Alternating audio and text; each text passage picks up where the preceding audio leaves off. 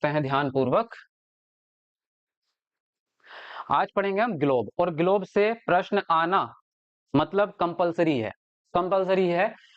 3 प्रश्न आपके इसी एक टॉपिक से आते हैं, मैं आपको अभी दिखाऊंगा। इसमें पहले जब हम टॉपिक पढ़ेंगे उसके साथ में क्वेश्चंस भी सॉल्व करेंगे जो प्रश्न आपके सीटेट में आए हुए हैं, तो आपको पता चलता रहेगा कि किस किस तरह से प्रश्न आते हैं। एक्चुअल में अगर ग्लोब की बात करें तो ग्लोब नाम आप सबने सुन रखा होगा, है ना। ग्लोब क्या होता है एक्चुअल में?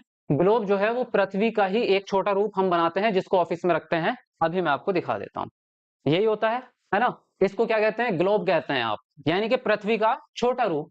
पृथ्वी तो है ये, पृथ्वी इसी प्रकार की होती है, और पृथ्वी के ऊपर जो है ग्लोब के ऊपर सारी चीजें लिखी होती है। कोई भी इंफॉर्मेशन आपको देखनी हो कि कौन सा देश कहाँ है, कौन सा महाद्वीप कहाँ है, कौन सी चीज कहाँ है, वो आप इस पे देख सकते हैं। ये एक तरह का नक्शा है या एक तरह का मैप है, लेकिन इसको वास्तविक रूप प्रदान करने के लिए हमने इसको ग्लोब जैसा आकार दिया है। तो ये तो ग्लोब हो गया आपका, है ना। अब इससे जुड़ी चीजें क्या क्या होंगी और अक्षांश देशांतर क्या होंगे, वो सब चीजें एक एक करके स्टेप बाय स्टेप आगे बढ़ते रहेंगे। अब आगे हम बढ़े तो हमारी पृथ्वी गोलाकार है, ये बात हम जानते हैं। हमने मतलब इसने लिखा है, पिछले अध्याय में आप पढ़ चुके हैं, हालांकि मैंने भी आपको करा दिया था, लेकिन अब स्टार्टिंग से कर रहे हैं तो फिर से सारी चीजें रिकवर करते चलेंगे। पृथ्वी गोलाकार नहीं है, पृथ्वी कैसी है? अंडाकार है। पृथ्वी, हमने पढ़ा था कि पृथ्वी बिल्कुल गोल नहीं है, पृथ्वी ध्रुवों के पास से चपटी होती है। और ध्रुव कौन से होते हैं? जैसे कि मान लीजिए पृथ्वी ये है ना। तो ये ऊपर का पॉइंट आपका और नीचे वाला जिसको पोल कहते हैं ना, साउथ पोल नॉर्थ पोल, तो ये ध्रुव कहलाते हैं आपके, ये ध्रुव है आपके। एक एक पॉइंट को याद रखना, ध्रुव भी अगर याद नहीं रहा तो भी दिक्कत आ जाएगी। ये भी तो क्या है कि यहां से पृथ्वी थोड़ी सी चपटी है ना, यहां से हल्की सी चपटी है, बिल्कुल गोल नहीं है। ऐसा नहीं है कि यहां से बिल्कुल ऐसे वाली जाएगी, ऐसे वाली नहीं जा रही है, हल्की सी चपटी है। तो ये कह रहे हैं उत्तर और दक्षिणी ध्रुवों पर थोड़ी चपटी और मध्यम में थोड़ी उभरी हुई है, यानी कि यहां से थोड़ी सी उभरी हुई है पृथ्वी। क्या आप कल्पना कर सकते हैं कि यह कैसी दिखती है? तो हमने कल्पना यही की कि भैया अंडे के आकार की दिखती होगी। इस संबंध में जानकारी प्राप्त करने के लिए आप अपनी कक्षा में सावधानी पूर्वक ग्लोब को देखिए। तो ग्लोब को जब आप देखेंगे, इसको देखेंगे, तो आपको पता चलेगा एक्चुअल में। हालांकि ग्लोब को भी हम गोल ही बनाते हैं, लेकिन ग्लोब 2 तरह के आते हैं, कुछ अलग प्रकार के भी आते हैं। तो ग्लोब जो है वो एक्चुअल में पृथ्वी का लघु रूप है, जिसको हम वास्तविक रूप में देख सकते हैं कि पृथ्वी कैसी होती है। अब ये आपका जो है घूर्णन गति है इसकी, इसको हम आगे पढ़ने वाले हैं। पृथ्वी जो है इस प्रकार से लेटी हुई है, हल्की सी, आपने पढ़ा है, अभी आगे भी पढ़ने वाले हैं हम। चलो पहले आगे ही चलते हैं।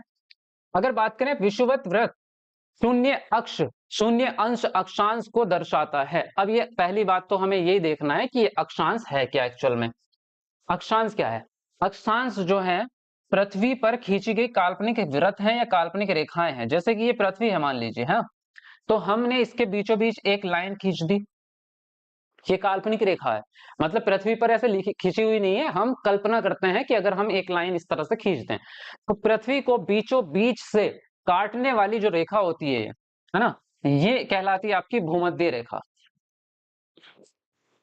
और इसका दूसरा नाम है इसी का विषुवत रेखा। और यही आपकी जो है विषुवत रेखा जो है, इसके ऊपर की तरफ समानांतर, समानांतर होता है कि बिल्कुल बराबर अंतर वाली, मतलब बिल्कुल पैरेलल, ये इसके बिल्कुल पैरेलल होगी, है ना। अगर इस तरह से खींच दी हमने इस तरह से, तो ये पैरेलल नहीं मानी जाएगी। पैरेलल मतलब समानांतर, बिल्कुल उसी सीध में। इसके ऊपर जितनी रेखाएं आती हैं, जितनी भी ऊपर रेखाएं आएंगी, और इसके नीचे जितनी रेखाएं आएंगी, ये सब क्या है? ये अक्षांश रेखाएं हैं। ये सारी की सारी क्या है आपकी? ये अक्षांश रेखाएं हैं। और अक्षांश रेखाओं को किस में मापा जाता है? आपका अंश, यानी कि डिग्री। जैसे अंश लिखा है ना, तो जैसे कि 0 डिग्री, ठीक है, 5 डिग्री अंश, तो ये अंश होता है। तो जैसे जैसे इनके कोण बनते जाते हैं उसके हिसाब से हम इसके मापन करते हैं। अब जो बीच वाली रेखा है उसको हम 0 डिग्री देशांतर, सॉरी, अक्षांश मानते हैं। इसको मानते हैं 0 डिग्री, शून्य है, ठीक है, ये शून्य है आपका। अब इसका मापन कैसे होता है? इसका मापन कैसे होता है कि कितने अंश पे होगी कोई सी चीज, उसका मापन कैसे होता है? तो इसका जो बीचों बीच वाला केंद्र बिंदु है, यानी कि अगर एक काल्पनिक रेखा जिसको हम कहते हैं ये बीच वाली, इसको कहते हैं देशांतर रेखाएं, इसको अब अभी आगे पढ़ेंगे। तो इसके हिसाब से यहाँ पे जो केंद्र बिंदु बनेगा, यानी कि इधर से भी लाइन खींच दो इधर से, और केंद्र बिंदु जो बनेगा, यहां से जितना कोण बनता रहेगा उतने अक्षांश बढ़ते रहेंगे। अब देखो, जैसे ये पहली रेखा है आपकी, तो यहाँ पे बनाते हैं हम कोण बिल्कुल धरती के किनारे पे। तो मैंने कोण बनाया है ये, तो ये वाला कोण जितना बनेगा उतने अक्षांश पे ये रेखा कहलाएगी। मान लीजिए ये वाला कोण 20 का बन गया, तो ये वाली जो रेखा हुई आपकी ये 30 डिग्री अक्षांश हो गया आपका। तो इस प्रकार से रेखा बनती है। अभी मैं आपको और चीजें बता देता हूं, थोड़ा सा इसको साफ करना पड़ेगा, है ना। देखो अब बात करें, जैसे आपने सबने पढ़ रखा होगा, क्या पढ़ रखा होगा आपने, कर्क रेखा और मकर रेखा। तो कर्क रेखा हमारी 23.5 डिग्री पे होती है ना। यानी कि अगर यहां से मैं एक कोण बना दूं ऐसे, यहां से मैंने एक कोण बनाया और ये वाला जो कोण है आपका, ये वाला कोण, ये कितना है, 23.5 डिग्री है। अब इधर नहीं, इधर भी सेम बनेगा, इधर भी सेम बनेगा। तो इधर की तरफ भी अगर मैंने कोण बनाया तो ये कितना बनेगा आपका, 23.5 डिग्री। तो अब ये पॉइंट जो है, जहां यहाँ पे ये जो पॉइंट मिलेंगे दोनों, ये जो रेखा होगी ये आपकी 23.5 डिग्री अक्षांश पर स्थित रेखा है। और 23.5 डिग्री अक्षांश पर स्थित रेखा है, इसलिए इसको कहते हैं हम कर्क रेखा। इसको नाम दे दिया हमने एक्चुअल में, ठीक है। उसी प्रकार से नीचे की तरफ, तो ये एक तरह से हमारे जो कोण है अक्षांश पे चलते हैं, और ये टोटल कितने होते हैं, 90 डिग्री। कैसे, क्योंकि अगर हम यहाँ पे खींचें तो ये टोटल कोण कितने का बन जाएगा, ये वाला 90 डिग्री का बन जाएगा, है ना। और अगर हम नीचे की तरफ खींचे तो ये कोण भी 90 डिग्री का, ये भी 90 डिग्री का। क्योंकि टोटल अगर हम एक गोले के कोण मापते हैं चकोर, तो 360 बैठता है, इतना तो पता है बेसिकली। तो ये कोण अगर 90 का है तो यहाँ पे हम 90 कोण बना सकते हैं, यानी कि 90 रेखाएं खींच सकते हैं। तो 90 रेखाएं खींच सकते हैं। तो 90 में से एक तो यही होती है आपकी मिडल वाली, एक तो यही होगी ना, क्योंकि ऊपर जाके तो ये खत्म हो जाएगा ना, ये तो शून्य हो जाएगा, ये 90 जो हो लास्ट हो जाएगा। तो रेखा तो 1 डिग्री से स्टार्ट होगी ना, पहली रेखा को तो गिनती नहीं ला सकते, वो तो 0 है, वो तो भूमध्य रेखा हो गई। तो यहाँ से पहली डिग्री से पहली रेखा, तो यहाँ पे कितनी रेखाएं हो जाती है हमारी, ऊपर नीचे, ऊपर हो जाती है हमारी कितनी मानेंगे, 90, 90 का हो जाएगा आपका 180 होता है, तो 169 हो जाएंगे आपके ऊपर, ठीक है। 169 हो जाएंगी ऊपर की तरफ आपकी, सॉरी, नहीं नहीं नहीं, सॉरी, 89, क्योंकि ये वृत्त है, ये रेखा नहीं, ये वृत्त है, ये पूरा घूम के आता है, तो ये इसकी गिनती एक ही होगी, तो 89 होंगी। 89 हो गई आपकी ऊपर की तरफ, यानी कि इधर की तरफ, और 89 हो गई आपकी नीचे की तरफ। तो 89 नीचे की तरफ हो जाती है, 89 ऊपर की तरफ हो जाती है, और एक हो जाती है आपकी जो ये लास्ट है, मतलब जो मध्य वाली है, जो शून्य वाली है, तो एक ये हो जाती है आपकी। तो अब टोटल अगर इनको करेंगे तो हम कितना बैठ जाता है, 179। तो अगर आपसे ये सवाल पूछा जाए कि आपके अक्षांश रेखाओं की संख्या कितनी है, तो आपकी 179 इसकी संख्याएं होती हैं। अब कुछ लोग यहाँ पे मिस्टेक, सबसे बड़ी मिस्टेक जो होती है वो यही होती है कि हमें ये लगता है 90 ऊपर 90 नीचे, 180 वाला आंसर आप राइट करके आ जाते हैं। या कुछ लोग ऐसे करते हैं कि 90 तो नीचे की तरफ खींच रही है, 90 ऊपर की तरफ खींच रही है, और एक ही हो गई 20 वाली, तो 181 सही करके आ जाएंगे। लेकिन इसमें बीच वाली जो रेखा है वो कॉमन है, उसकी गिनती अलग है, एक, और ऊपर 90 नहीं 89, और नीचे भी 90 नहीं 89। तो इस प्रकार से इनकी गिनती होती है। क्योंकि अगर आप यहां जाएंगे तो यहां रेखा खींची नहीं पाएगी, ये तो बिंदु हो गया ना। अगर आप रेखा खींचोगे तो क्या डॉट बन जाएगा वहां पे, जीरो पे जाके, बिल्कुल लास्ट में जाके। तो ये तो हुई आपकी, क्या हो गई, ये आपकी अक्षांश रेखाएं हो गई, ठीक है। एक बार मैं आपके कमेंट भी देख लूं, कभी किसी को कुछ डाउट तो नहीं आ रहा। क्लास अभी शुरू हुई है, हाँ थोड़ी देर ही हुई है। मानचित्र के द्वारा,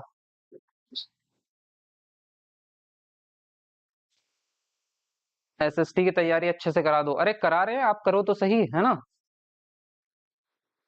ठीक है, चलो बढ़िया चल रहा है, कोई दिक्कत नहीं। एक बार यस लिख दो अगर कमेंट में, मुझे एक बार पता चल जाएगा कि चीजें ठीक चल रही है। यस लिख दो एक बार कमेंट में, अगर चीजें समझ में आ रही हैं तो। हम्म।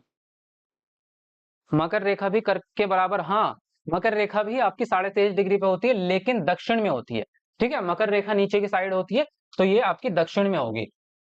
चलिए आगे बढ़ते हैं। देखो अब ध्यान से समझ लो, अभी तो आपको अक्षांश रेखाएं पता चली हैं, तो कुछ महत्वपूर्ण अक्षांश रेखाएं होती हैं आपकी, ठीक है। कुछ महत्वपूर्ण अक्षांश रेखाएं होती है, जिसको समानांतर रेखा कह रहे हैं, जो भी हमने लास्ट में पढ़ लिया है। तो ये कुछ डिग्रियों के हिसाब से बटी हुई है। देखो 0 डिग्री पे तो विषुवत वृत्त है आपका, विषुवत मतलब वही भूमध्य रेखा जिसको हम कह रहे हैं। सबसे बीच वाली क्या है, भूमध्य रेखा है, वो 0 डिग्री पे होगी। उत्तरी ध्रुव ये 90 डिग्री पे होगा आपका उत्तर में, ये वाला यहाँ पे, है ना। ये तो ऊपर की तरफ उत्तरी ध्रुव हो गया आपका, तो ये 90 डिग्री पे होगा, सीधी बात है। क्योंकि यहां से अगर आप खींचते जा रहे हैं, यहां से अगर आप ये आपका है, और ये यहां से अगर कोण खींचते जा रहे हैं, खींचते जा रहे हैं, खींचते जा रहे हैं, तो ये कोण क्या हो जाएगा, 90 डिग्री वाला। और 90 डिग्री पे जाके क्या हो जाएगा आपका, उत्तरी ध्रुव आ जाएगा यहाँ पे, पोल आ जाएगा आपका, साउथ पोल, ठीक है। उसके बाद आता है दक्षिणी ध्रुव, जो होगा वो दक्षिणी नीचे की तरफ हो जाएगा यहाँ पर, ठीक है। ये भी 90 डिग्री पे ही होगा दक्षिणी ध्रुव आपका। इसके अतिरिक्त 4 अक्षांश रेखाएं हैं जिनका सबसे ज्यादा इस्तेमाल किया जाता है हमारे भूगोल में, है ना। 4 रेखाएं हैं जिनका सबसे ज्यादा बार बार आपको ये चीजें देखने को मिलेंगी, और वो इसलिए देखने को मिलती है क्योंकि जो हमारी पृथ्वी पे मौसम है, गर्मी सर्दी वाली चीजें हैं, कौन से इलाके में ज्यादा गर्मी कौन से में, तो वो इन रेखाओं से डिसाइड होता है, इसलिए इसको ध्यानपूर्वक समझना जरूरी होता है। उत्तरी गोलार्ध में कर्क रेखा 23.5 डिग्री पे होती है, ठीक है। इसको मैं एक बार साफ करके दोबारा बताता हूं आपको।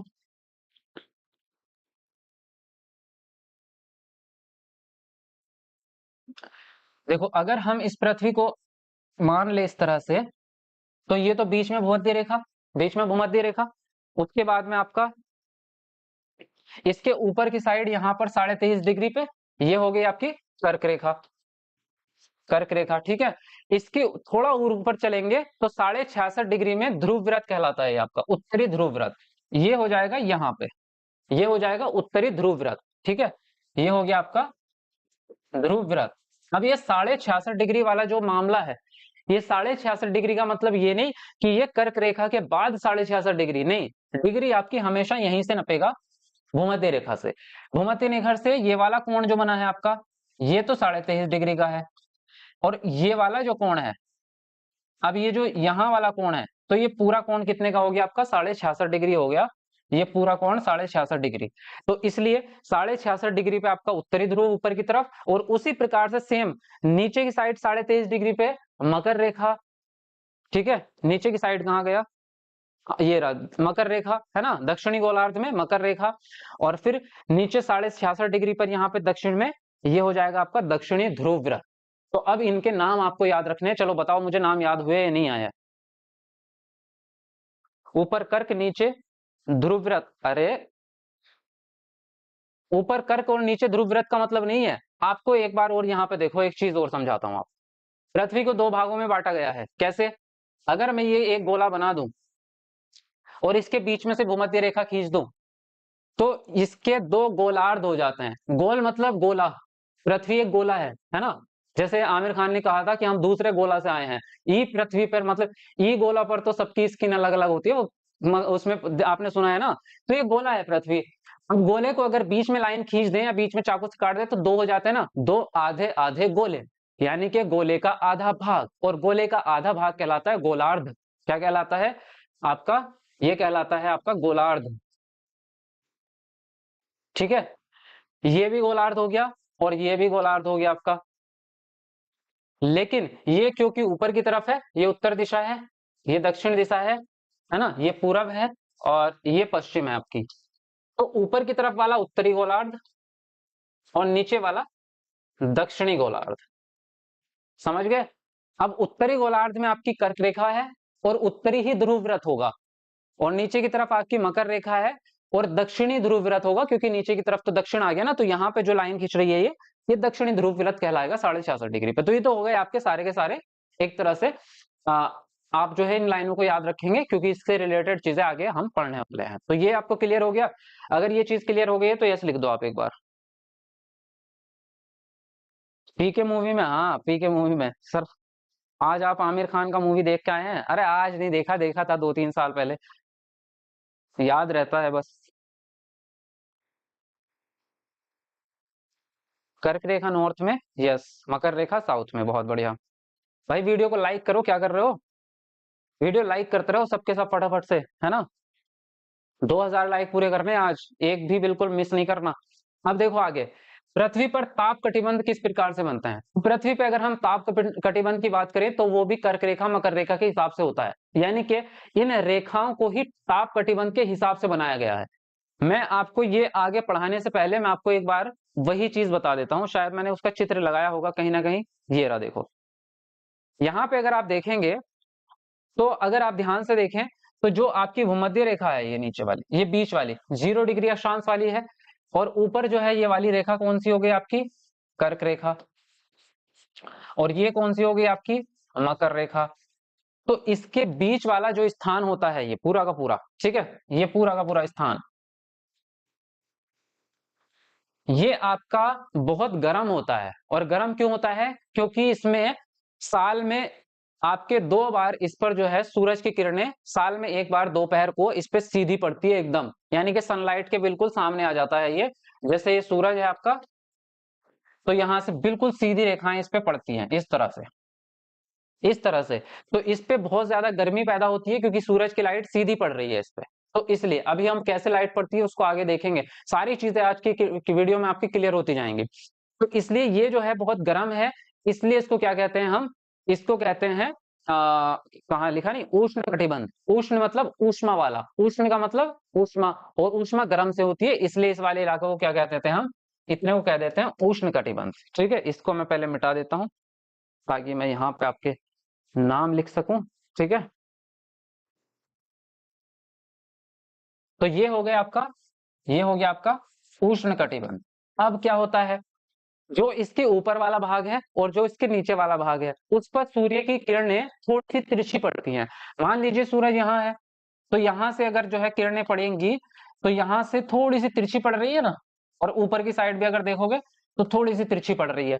और जब किसी भी चीज की लाइट तिरछी पड़ती है तो उसकी गर्मी कम हो जाती है, यानी कि उसका प्रकाश भी कम हो जाता है, और उसकी जो है कहते हैं ना, अगर सनलाइट आपके मुंह पे डायरेक्टली सूरज की तरफ ऐसे खड़े हो गए तो ऐसे पड़ेगी, पूरा पूरा मुंह जल जाएगा ना। और अगर आप जो है शाम का टाइम हो गया मान लीजिए, तो सूरज की किरणें शाम को थोड़ी सी तिरछी हो जाती हैं ना। भाई सूरज सिर पे अगर दोपहर का टाइम है तो सीधी पड़ेंगी तो गर्मी ज्यादा लगती है दोपहर में। शाम के समय में सूरज नीचे आ जाता है तो किरणें तिरछी आती हैं, इसलिए गर्मी कम हो जाती है क्योंकि वो तिरछी रूप से पड़ रही है। तो जब तिरछी पड़ती है तो गर्मी थोड़ी सी कम हो जाती है। तो इसलिए इन वाले भागों में, जो ये दोनों भाग हो गए, ये वाले जो भाग हो गया कौन, और ये भाग जो है ये आपका, जो आपका दक्षिणी व्रत है और जो आपकी मकर रेखा है, इन दोनों के बीच वाला भाग होता है ये। ठीक है, एक तो ये, और ऊपर भी सेम वही चीज कर्क रेखा, और कर्क रेखा और जो आपका उत्तरी व्रत है ध्रुव व्रत, उसके बीच वाला एरिया ये वाला। यहाँ पर ना तो बहुत ज्यादा गर्मी होती है और ना ही ज्यादा ठंड होती है, तो इसलिए ठंड और गर्मी को मिलाकर के इसका नाम रखा है शीत, मतलब गर्मी, है ना। और उष्ण मतलब आपकी, सॉरी, शीत मतलब ठंड और उष्ण मतलब आपकी गर्मी। तो इसका नाम इस दोनों को मिला के रख दिया हमने शीतोष्ण। ठीक है, तो ये क्या हो गए आपके, ये हो गए आपके शीतोष्ण कटिबंध, ये वाले शीतोष्ण कटिबंध।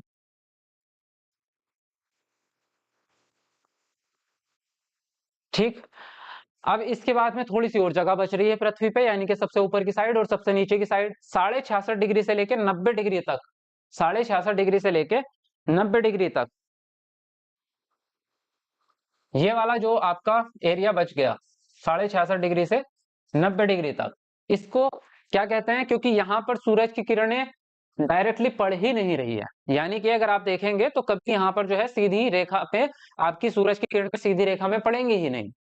तो यहाँ क्या हो जाता है आपका, यहाँ गर्मी बहुत कम हो जाती है, यानी कि ठंड बहुत ज्यादा होती है, और ठंड होने की वजह से यहाँ पर बर्फ ज्यादा होती है और बर्फ जमी रहती है, इसलिए इसका नाम रखा है आपका शीत कटिबंध। शीत कटिबंध, शीत मतलब ठंडा, है ना, और नीचे भी सेम वही चीज है, ये भी आपका शीत कटिबंध। लेकिन बस फर्क इतना ही होगा, ये उत्तरी शीत कटिबंध, ये आपका दक्षिणी शीत कटिबंध। तो ये दो नाम याद रखने हैं आपको। अब आप देखो ध्यान पूर्वक और समझो कि आपके जो है, ये जो आपके मौसम के हिसाब से कटिबंध बने हैं, इनको किस किस तरह से डिवाइड किया है। कर्क रेखा और मकर रेखा के बीच वाला स्थान, भूमध्य रेखा वाला स्थान, भूमध्य रेखा वाला स्थान जो बीच वाला है, उसमें गर्मी ज्यादा है, इसलिए उसको उष्ण कटिबंध कहेंगे। उसके थोड़ा सा ऊपर और थोड़ा सा नीचे, यहाँ पे गर्मी थोड़ी सी कम हो जाती है, ना बहुत ज्यादा ठंड ना बहुत ज्यादा गर्मी, तो इसको शीतोष्ण कटिबंध कहेंगे। ऊपर वाले को उत्तरी शीतोष्ण, नीचे वाले को दक्षिणी शीतोष्ण। फिर उसके बाद और ऊपर जाएंगे बिल्कुल किनारे पे, तो वहां पे गर्मी होती ही नहीं है, वहां पे पूरा का पूरा ठंडा इलाका पड़ा है, और नीचे की साइड पे पूरा का पूरा ठंडा इलाका पड़ा है, जो पृथ्वी के बिल्कुल किनारे कह सकते हो उसको, है ना, ध्रुव के पास वाली जगह है। तो इनको इसलिए शीत कटिबंध कहते हैं। तो तीन ही प्रकार के हुए, ज्यादा तो ध्यान रखना नहीं है, सिंपल सा ही है ना। आपका भाई उष्ण हो गया, शीतोष्ण हो गया, शीत हो गया, बस। बीच वाला आपका उष्ण, लास्ट वाला शीत, और बीच वाले को दोनों को मिला दो शीतोष्ण। इतने याद रहेंगे ना, बताओ यस लिख दो कमेंट में, याद रहेंगे अगर तो। अब आपस में बातें मत करो भाई, थोड़ा ध्यान इधर भी देख लो। ठीक है, north free zone, south free zone, बहुत बढ़िया। चलो यस लिख दो कमेंट में अगर चीजें समझ में आ रही हैं। लॉन्गिट्यूड बताइए, बता रहे हैं भाई, एक एक करके आएंगे आगे, टेंशन क्यों ले रहे हो। वीडियो को लाइक करो, 500 लाइक्स होने वाले हैं हमारे, थोड़े से बचे हैं, तो एक बार वीडियो को लाइक कर दो जिन लोगों ने नहीं किया। चलिए, अब ये मैंने आपको पहले बता दिया था और इसको देख लेते हैं कैसे इनकी। देखो, कर्क रेखा और मकर रेखा के बीच में सभी अक्षांशों पर सूर्य वर्ष में एक बार दोपहर में सिर के ऊपर होता है, इसलिए इस क्षेत्र में सबसे अधिक ऊष्मा प्राप्त होती है, इसलिए इसको क्या कहते हैं, उष्ण कटिबंध। जो भी मैंने आपको बताई है वो इसलिए होता है क्योंकि सूरज जो है बिल्कुल सीधा ऊपर आ जाता है, और ये भी मैं आपको बताऊंगा आगे, मैंने ग्राफ बनाया हुआ है किस तरह से आता है।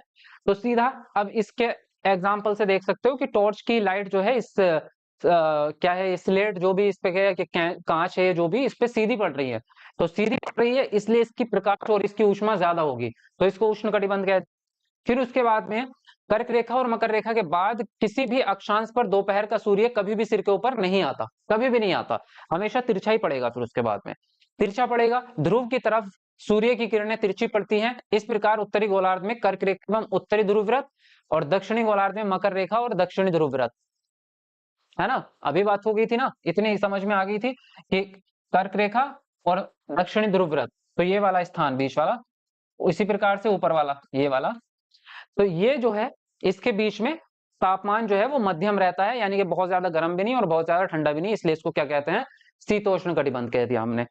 फिर उसके बाद में लास्ट आता है उत्तरी गोलार्ध में उत्तरी व्रत और उत्तरी ध्रुव। उत्तरी व्रत और उत्तरी ध्रुव दोनों में याद रखना ध्यानपूर्वक, है ना। तो क्या है उत्तरी ध्रुव और उत्तरी व्रत, यानी कि ये तो व्रत हो गया आपका, व्रत मतलब लाइन जो आपकी भूमध्य रेखा है, कर्क रेखा है, फिर उसके बाद में ध्रुव व्रत रेखा है, तो ये तो ध्रुव व्रत रेखा हो गई आपकी, और ये आपका ध्रुव हो गया ऊपर वाला पॉइंट, तो इसके बीच वाला एरिया इसकी बात करेंगे। उसी प्रकार से दक्षिणी ध्रुव और दक्षिणी ध्रुव व्रत, अगर दो शब्द आपके सामने आए, दक्षिणी ध्रुव व्रत और दक्षिणी ध्रुव, तो ध्रुव व्रत तो आपका ये वाला हो गया, ध्रुव व्रत ये हो गया आपका रेखा, और ध्रुव ये हो गया आपका, तो ध्रुव व्रत और ध्रुव के बीच वाली जो एरिया हो गया ये क्या हो गया आपका, ये आपका शीत कटिबंध हो गया। इतनी बात क्लियर हो गई है आपको अब तक की, आगे बढ़ जाएं सर। हाँ जी, आगे बढ़े, अब कोई दिक्कत तो नहीं है यहाँ तक कि समझने में चीजों को।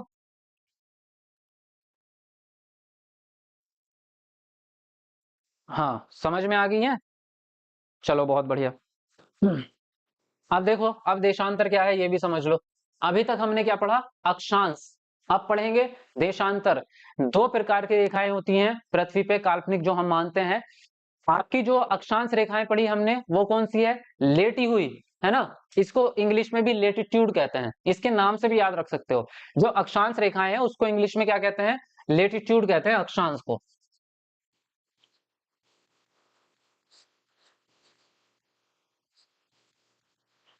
लेटीट्यूड, ठीक है। तो इसके नाम से लेटीट्यूड में लेटना आ रहा है, मतलब लेटी हुई रेखाएं हैं, लेटीट्यूड जो है वो लेटी हुई रेखाएं हैं, अक्षांश जो है वो आपकी लेटी हुई रेखाएं हैं, जो आपकी इस तरह से खींच रहे हैं हम, इस तरह से जो खींच रहे हैं। और देशांतर क्या है, देशांतर लॉन्गिट्यूड, इसका नाम है लॉन्गिट्यूड, देशांतर लॉन्गिट्यूड। तो देशांतर जो है वो खड़ी हुई रेखाएं हैं जो आपकी इस तरह से होती हैं।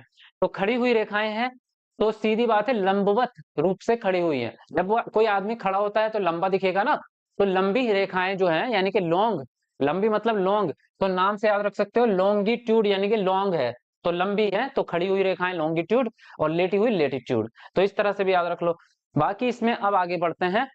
किसी स्थान की स्थिति बताने के लिए आपको उस स्थान पे अक्षांश के अतिरिक्त कुछ और जानकारी प्राप्त होनी चाहिए। आप देख सकते हैं प्रशांत महासागर में स्थित टोंगा द्वीप और हिंद महासागर में मॉरिशस द्वीप एक ही अक्षांश 20 डिग्री दक्षिण पर स्थित है। यार ये बहुत थ्योरी बहुत ज्यादा हो जाएगी, मैं आपको प्रैक्टिकली ऐसे ही बता देता हूँ, है ना। थ्योरी पे ज्यादा जाओगे तो मुझे पता है आप लोग बोर होने वाले हो। ध्यान पूर्वक समझो। अब किसी स्थान की स्थिति जो है, आपने किसी पुरानी फिल्मों में सुना होगा, तो वो कहते हैं इस तरह से कि 45 डिग्री एन और 65 डिग्री एस, इस तरह से जो है वो स्थिति बताते हैं डिग्री में और अंशों में। तो वो क्या होता है एक्चुअल में, वो एक्चुअल में आपका लॉन्गिट्यूड और लैटिट्यूड की स्थिति होती है। वो एक्चुअल में जो आपको बताया जाता है ना, मैप का जो नक्शा बताया जाता है अंकों में, वो एक्चुअल में आपको यही डिग्री बताई जाती है अक्षांश रेखा की और देशांतर रेखा की। कैसे बताई जाती है? मान लीजिए जैसे कि इसमें 20 डिग्री दक्षिण बताया है आपको।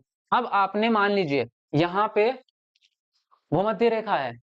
अब मुझे ये पता है कि जो आपका एक शहर है, मान लीजिए कोई सा भी शहर है, वो इस जगह पे मान लीजिए स्थित है, इस जगह पे, है ना?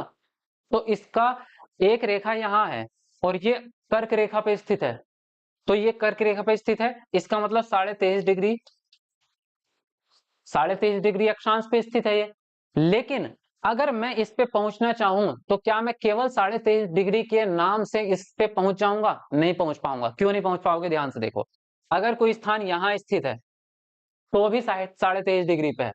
अगर कोई स्थान यहाँ स्थित है तो भी 23.5 डिग्री पे है। अगर कोई स्थान यहाँ पे है तो भी 23.5 डिग्री पे है। कौन से पे जाओगे? बताओ कौन से पे जाओगे? मान लो आपकी चारों गर्लफ्रेंड का घर एक ही गली में है, हाउस नंबर पता नहीं है, किसके घर जाओगे? हाउस नंबर नहीं पता ना, गली नंबर पता है। तो इतना ही एड्रेस पता चलेगा, गली नंबर पता, हाउस नंबर नहीं पता। कहाँ जाके गुलाब का फूल फेंकोगे? तो कुल मिला के बात यह है कि भैया हाउस नंबर पता होना चाहिए। वो कैसे पता चलेगा? देखो, आपको अक्षांश पता चल चुका है। अब ये होती है देशांतर रेखाएं। ये होती है देशांतर रेखाएं। ये होती है देशांतर रेखाएं। अब देशांतर रेखाओं की भी अपनी डिग्री है ना? मान लीजिए देशांतर रेखा जो है, बीच वाली 0 डिग्री पे, दूसरी वाली आपकी कहाँ पे हो गई? मान लीजिए दूसरी वाली हो गई 20 डिग्री पे, तीसरी वाली हो गई आपकी 30 डिग्री पे। तो अगर इस वाले की मैं बात करूं, इस पॉइंट की, तो ये वाला जो पॉइंट है, ये मान लीजिए मेरा 25 डिग्री पे है। तो अब मुझे पता चला एग्जैक्ट कि अक्षांश 23.5 डिग्री और देशांतर 25 डिग्री। तो मैं सही लोकेशन पे पहुंच जाऊंगा। तो इसलिए आपको दोनों की जानकारी पता होनी चाहिए होती है। ठीक है, अब समझ रहे हैं आप चीज को? अब समझो आगे। अब हाँ जी, चीजें बढ़िया लग रही हैं, समझ में आ रही हैं, कोई दिक्कत तो नहीं हो रही? चलो अब आगे बढ़ते हैं, थोड़ा सा और चीजें सीखते हैं। देखो ध्यान से समझते हैं अब चीजों को। अक्षांश रेखाओं के से भिन्न सभी देशांतर याम्योत्तरों की लंबाई सेम होती है, यानी कि बराबर की होती है। इसलिए इन्हें सिर्फ मुख्य संख्याओं में व्यक्त करना कठिन था। तब सभी देशों ने निश्चय किया कि ग्रीनविच, जहां ब्रिटिश राज की वेधशाला स्थित है, वहां से गुजरने वाली याम्योत्तर से पूरब और पश्चिम की ओर गिनती शुरू की जाए। तो एक रेखा होती है जो आपके मध्य में होती है, जिसको हम कह सकते हैं 0 डिग्री देशांतर। तो जैसे कि ये आपका गोला है, पृथ्वी है, गोल नहीं बन रहा, उस पर डाउट मत करना क्योंकि मैं कोई आर्टिस्ट नहीं हूँ। ठीक है, तो यहां से जो ये बीच बीच लाइन है, ये तो 0 डिग्री पे हो गई आपकी। ठीक है, उसके अलावा जब आप जो है इधर की साइड पे जाते रहेंगे, तो जितना इधर जाएंगे, मान लीजिए ये गए आप, तो यहाँ पे आपकी जो है ये 2 डिग्री 3 डिग्री इस तरह से बढ़ती चली जाएंगी। ये हो गई, ये हो गई। तो जैसे जैसे आप इधर जा रहे हैं, यहाँ पे इस उसमें दिया है आपका। ठीक है, तो इनके बीच की जितनी भी दूरी बढ़ती जाएगी, यहां से इनके बीच की दूरी, ये वाली, ये वाली, ये वाली, तो इसके हिसाब से आपका क्या है, अक्षांश, सॉरी, ये देशांतरों की डिग्री भी बढ़ती चली जाएगी। और यहाँ पे लास्ट में आगे क्या हो जाएगा आपका, 1 मिनट। ठीक है, हाँ। तो यहाँ पर जो है आपका 90 होगा, लेकिन इसके पीछे की तरफ भी, क्योंकि गोला है तो गोले में तो गोल चारों तरफ घूमेगा। जैसे एक तरह से इस तरह से समझ सकते हो, जैसे खरबूजा होता है ना, खरबूजा, तो खरबूजे के चारों तरफ आपके लाइनें खींची होती हैं। खरबूजे में जब आप उसको काटते हो, तो आप जब उसके पीस बनाते हो तो लाइन से ही काटते हो, मोस्टली ऐसा ऐसा जनरली करते हैं हम। जरूरी नहीं है कि आप वहीं से काटें, लेकिन उसके चारों तरफ जो लाइनें बनी होती हैं, सेम उसी प्रकार से ये आपकी जो है देशांतर रेखाएं होती हैं। तो ये देशांतर रेखाओं की संख्याओं की अगर हम बात करें, तो ये पूरी की पूरी 360 होती हैं। यहाँ पे लिख सकते हैं आप, 360 होती है पूरी की पूरी। क्योंकि वजह यह है कि ये सिर्फ रेखा है, ये वृत्त नहीं है। ये जैसे मैं अगर दो पार्ट करूं, एक गेंद है मेरे हाथ में मान लीजिए, और उस गेंद के इधर की तरफ मैंने लाइन खींची, नीचे से ऊपर की तरफ एक लाइन। अब इसके अपोजिट अगर मैं इधर की लाइन खींचूंगा ऐसे, तो वो दो लाइन में गिनती हो जाएगी। एक लाइन ये नहीं है कि इधर से खींच के मैंने ये कर दिया, ये लाइन पूरी नहीं है। बस ऊपर का south pole, sorry north pole, और नीचे का साउथ पोल, इन दोनों को, उत्तरी ध्रुव और दक्षिणी ध्रुव को मिलाने वाली रेखा ही ऊपर से नीचे को मिला दिया मैंने, तो वही रेखा आपकी कंप्लीट रेखा कहलाती है। और उसी प्रकार से फिर पीछे की साइड में भी आपने मिला दिया ऊपर से नीचे, तो वो दो रेखाएं हो गई, वो एक नहीं होंगी। इसीलिए एक तरफ 180 बन जाती है और दूसरी तरफ भी 180 बन जाती है, इसलिए ये पूरी की पूरी 360 होती है। इसकी एक खास बात हो रही है, ये सब की सब बराबर होती हैं, इनमें इनकी सभी की लंबाई जो है वो बराबर होती है। जैसे आपकी अगर अक्षांश रेखाओं की बात करेंगे तो ऊपर की साइड घटती चली जाएंगी। भाई पृथ्वी यहाँ से गोल है, तो यहाँ सबसे ये वाली लाइन तो सबसे बड़ी हो जाएगी ना, और इसके ऊपर वाली यहाँ पे जाओगे तो ये छोटी नहीं हो जाएगी। भाई ये गोल गेंद है, तो गेंद के अगर बीच में धागा लपेटो आप, गेंद के बीचों बीच, तो बीच वाला पार्ट मोटा होगा तो ज्यादा धागा लगेगा, थोड़ा सा ऊपर अगर ऊपर की साइड घुमाओगे उसका धागा तो कम लगेगा, यानी कि यहाँ पे धागा कम लगेगा, तो इनकी लंबाई घटती है। जैसे ही ये ध्रुवों की तरफ जाती है इनकी लंबाई घटती चली जाती है। लेकिन जो आपकी खड़ी रेखाएं हैं, जो आपकी देशांतर रेखाएं हैं, इनकी लंबाई में कोई फर्क नहीं आता, क्योंकि ये चारों तरफ बराबर ही होती हैं। तो इनकी एक तो लंबाई सबसे सबसे पहली बात यह है कि सभी की सभी लंबाई बराबर रहेंगी। चलिए आगे बढ़ते हैं। इसका मान 0 डिग्री देशांतर है, जो प्रमुख ग्रीनविच जो आपकी वेधशाला है ना, ग्रीनविच एक शहर का नाम है, वहां पे नाम है इसका, तो ग्रीनविच के नाम से इस रेखा का नाम रख दिया ग्रीनविच रेखा। तो जो 0 डिग्री देशांतर होती है, 0 डिग्री देशांतर को क्या कहते हैं हम, ग्रीनविच रेखा कह सकते हैं। अब समय जो है वो आपका इसी इसी ग्रीनविच रेखा से निकाला जाता है, तो इसको याद रखना, नाम याद रखना इसका, ग्रीनविच रेखा। यहां से हम 180 डिग्री पूरब और 180 डिग्री पश्चिम तक गणना करते हैं प्रमुख यामियोत्तर तथा 180 डिग्री यामियोत्तर मिलकर पृथ्वी को दो भागों में बांटते हैं, पूर्वी गोलार्ध में और पश्चिमी गोलार्ध में। जैसे हमने उत्तरी गोलार्ध में और दक्षिणी गोलार्ध में बांटा था, भूमध्य रेखा आपकी उत्तरी गोलार्ध में और दक्षिणी गोलार्ध में बांट देती है, उसी प्रकार से आपकी 0 डिग्री देशांतर जो है, या इसको कह सकते हैं 180 डिग्री देशांतर जो है, ये पूर्वी गोलार्ध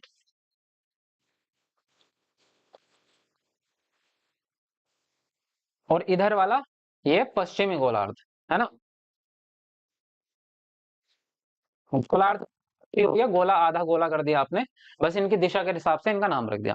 अब एक चीज और याद रखनी है, जो 0 डिग्री देशांतर है वो 3 महासागरों से गुजरती है, अटलांटिक महासागर, प्रशांत महासागर और हिंद महासागर, और 3 ही महाद्वीपों से गुजरती है, अफ्रीका महाद्वीप, एशिया महाद्वीप और दक्षिण अमेरिका। तो ये नाम भी आप इसको नोट कर सकते हैं, अपने रजिस्टर पर लिख के रखना इसको, ठीक है।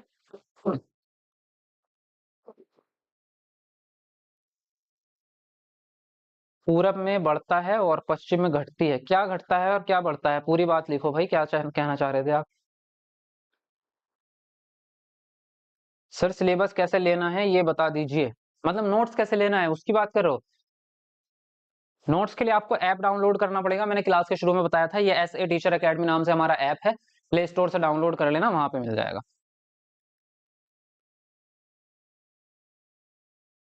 दोस्तों आज मैं एक सपना देखा था। अरे भाई साहब आपने सपना देख लिया तो पूरी दुनिया को क्यों बता रहे हो, हर किसी ने कुछ ना कुछ देखा ही होगा। चलो वीडियो को लाइक कर दो भाई जिन लोगों ने नहीं किया, 500 लाइक होने वाले हैं, और 500 लाइक में 5 ही लाइक की कमी बची है, तो जिन लोगों ने नहीं किया कमेंट को नीचे करके वीडियो लाइक कर दो फटाफट से। चलिए आगे बढ़ते हैं।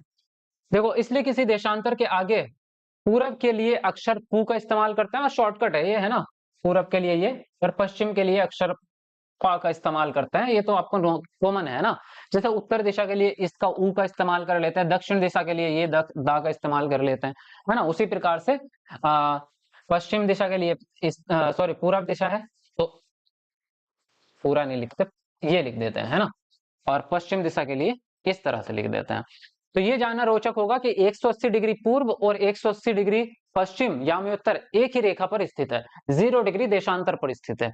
यानी कि आपका एक धरती है, एक गोला है, और यहाँ पे 180 डिग्री आपको एक ही पार्ट दिख सकता है ना, 3D है नहीं एक्चुअल में। तो जैसे अगर मान लीजिए ये एक गोला है और ये आपकी 180 डिग्री हो गई आपकी देशांतर, तो इसके अपोजिट भी वही सेम जगह पे आएगी ना। अगर इसके अपोजिट ये गेंद है और इसके पीछे से रेखा खींचेंगे तो तब भी तो सेम ही आएगी, तो इसलिए कह रहे हैं एक ही इस रेखा पर स्थित है। चलिए अब बात करते हैं समय किस प्रकार से निकालते हैं। समय वाला प्रश्न पढ़ा है ना आप सब लोगों ने, समय वाला प्रश्न सबने पढ़ा है। जैसे आता है आपका मैं आपको दिखाता हूँ, एक प्रश्न दिखाता हूँ, फिर आपको थोड़ा और इसमें मजा आएगा। जैसे ये है, यदि 60 डिग्री पश्चिम देशांतर पर 10 बजे हैं तो ग्रीनविच रेखा पर क्या समय होगा, कैसे निकालोगे। इसके निकालने का तरीका होता है, और जो आपका ग्रीनविच रेखा से ही बनता है तरीका, तो इसको एक बार देखते हैं, है ना। देखो क्या तरीका है आपका समय निकालने का, बिल्कुल इजी स्टेप्स हैं, दिमाग में ये मत लेना बहुत मुश्किल काम है, यूं समझ लो कक्षा 5 के गणित का सवाल है, बस इससे ज्यादा नहीं है, बहुत टफ नहीं है, बहुत आसान सा है। क्योंकि हमारी धरती 360 डिग्री गोला है, एक गोला है तो गोला तो 360 डिग्री में ही होता है, आपका वृत्त जो बनेगा वो आपका 360 डिग्री बनेगा, और जो देशांतरों की संख्या है वो भी 360 है। तो यहाँ पे आप कह सकते हैं कि पृथ्वी जो है 24 घंटे में 360 डिग्री अंश पर घूम जाती है, ये बात आप सबको पता है ना। यानी कि एक दिन में पूरा एक चक्कर लगा लेती है अपना खुद का एक घूर्णन गति, जिसको घूर्णन अभी मैंने आपको दिखाया था, ये वाला, ये जो घूमती है अपनी जगह पे घूम रही है ना, ये एक चक्कर 24 घंटे में लगा रही है, तो इसलिए 24 घंटे में 360 डिग्री घूम जाती है। अर्थात एक घंटे में 15 डिग्री घूमेगी, सिंपल सी बात है ना, एक घंटे में 15 डिग्री घूमेगी अगर 24 घंटे में 360 घूम रही है, और 4 मिनट में 1 डिग्री घूम जाएगी आपकी, 4 मिनट में 1 डिग्री घूम जाएगी, ठीक है। तो इस प्रकार जब ग्रीनविच में दोपहर के 12 बजे होंगे, तब ग्रीनविच से पूरा 15 डिग्री पूर्व में 15 गुना 4 यानी कि 60 मिनट, तो ग्रीनविच की एक घंटा आगे होगा। अब इसको फिर से छोड़ो यार, ये मुझे लग रहा है आपको कंफ्यूज कर देगा, मैं आपको अपने प्रैक्टिकल तरीके से ही बता देता हूँ, ठीक है। देखिए यहाँ पे आते हैं हम और एक थोड़ा सा गोला बनाते हैं, ठीक है।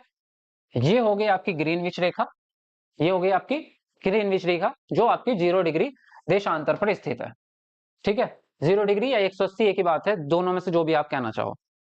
अब यहां से आप इधर की तरफ एक डिग्री बनाते जाएंगे, जैसे, और डिग्री बनेगी यहां से, ठीक है, इस मध्य पॉइंट से।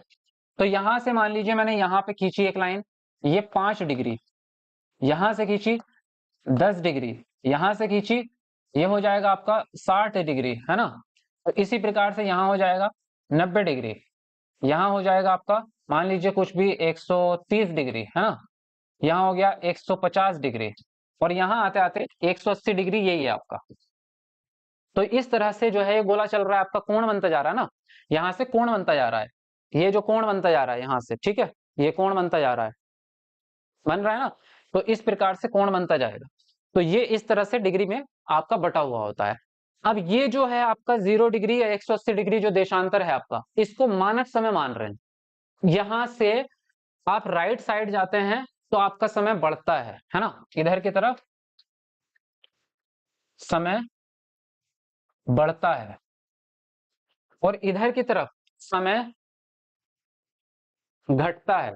या दूसरे शब्दों में अगर कहें तो यहां से इधर वाली जो जितने भी कंट्रीज आएंगे, जितने भी शहर आएंगे, उनका समय आगे रहेगा, है ना, यानी कि आगे रहेगा, और इनका समय, इधर वालों का, इनका समय पीछे रहेगा।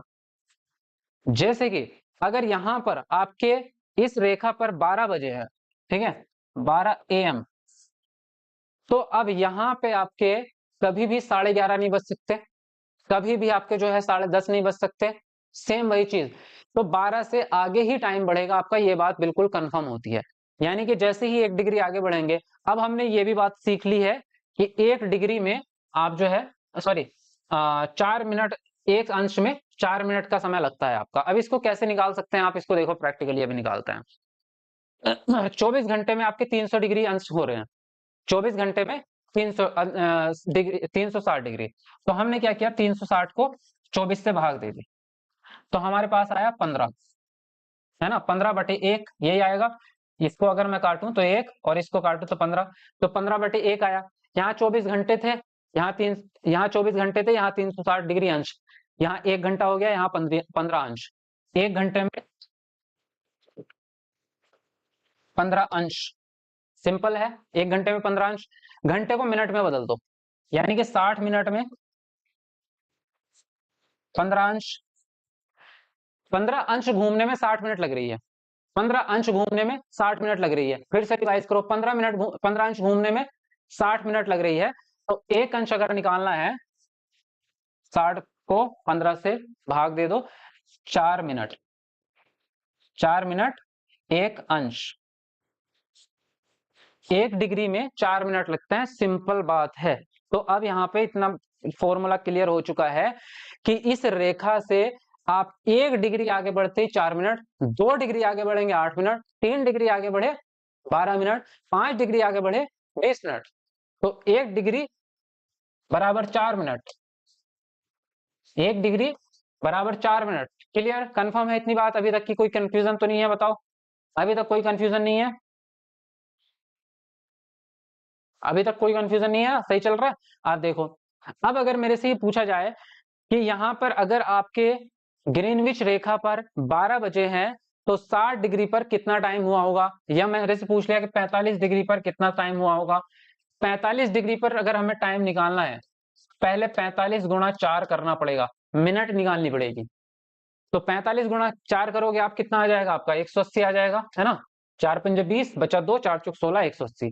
180 मिनट है, तो मिनट को अगर घंटे में बदलना है तो 60 से भाग करनी होती है, यानी कि 3 घंटे।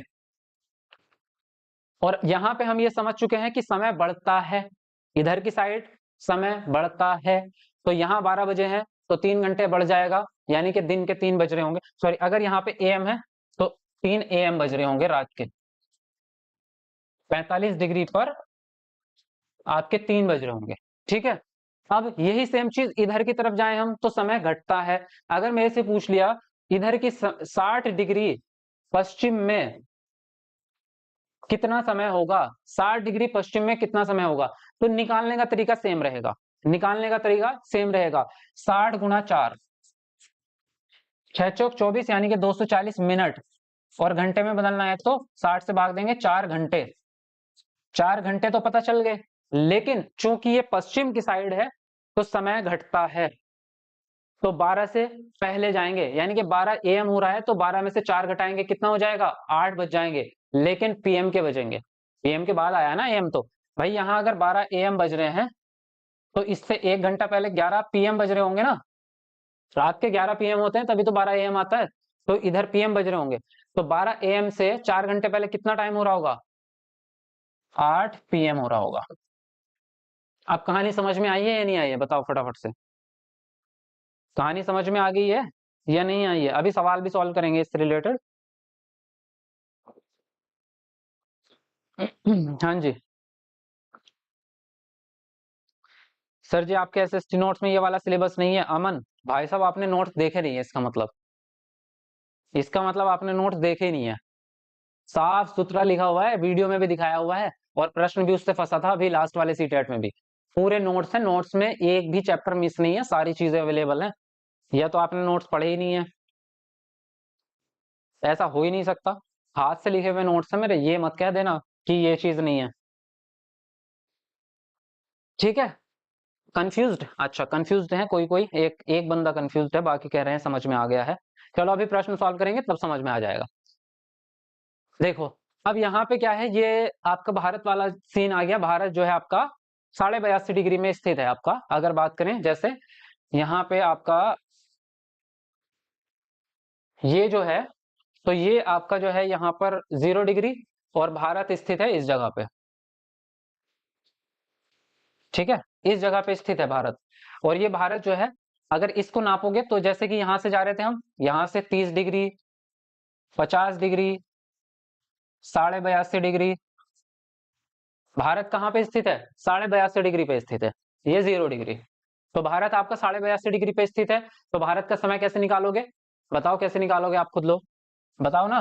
तो पहले क्या करो, 82 गुणा 4, 4 दूनी 8, और 8 चौक 12, ठीक है। और आधे को कैसे निकालोगे? भाई 1 मिनट, सॉरी, एक अंश 4 मिनट तो आधा अंश 2 मिनट, एक अंश 4 मिनट तो आधा अंश 2 मिनट, आधा अंश का कितना हो जाएगा? 2 मिनट, यानी कि 130 मिनट, 130 मिनट। अब इसमें से अगर घंटे निकालोगे तो 60 से अगर भाग दोगे तो 120 में 2 घंटे निकल जाएगा आपका, है ना? 130 ही बैठ रहा था ना, एक बार चेक कर लेता हूं भाई, मैंने गलत निकाला, देखो, 4 दूनी 8, और 4 अट्ठे 32, तभी मुझे लगा था कि कुछ गलत हुआ है मुझे ऐसा सेंस आ रहा था। 328, सॉरी, तो यहाँ पे हो जाएगा 330, ठीक है, 330।